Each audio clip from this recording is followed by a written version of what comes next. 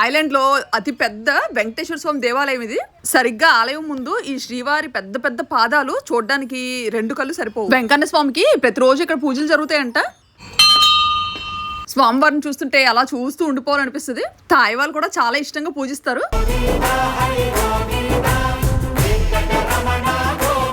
ఈ గుడి బయట ద్వారపాలకులు థాయ్ స్టైల్లో కనిపిస్తారు. గరుడ పక్షులు వరుసగాన. ఈ గరుడ థాయ్ వాళ్ళ నేషనల్ ఎంబ్లం. లోపల ఇలా రకరకాలుగా ఇదిగో బ్రహ్మ విష్ణు మహేశ్వరులు రాగి విగ్రహంలా ఉంది. లక్ష్మీదేవి చూడండి. ఇక్కడ చుట్టూ తిరిగి ఎన్ని ప్రదక్షిణలైనా చేసుకోవచ్చు. ఎంత ఎండైనా కాలు కాలవు. ఈ చిన్న చిన్న ఐడిల్స్ ఎంత బాగున్నాయో ఒక్కొక్కటి. ఇక్కడ ఏవో ఇలా ఉన్నాయి వెరైటీగా, కానీ వీటి గురించి నాకు తెలియదు అంతగా.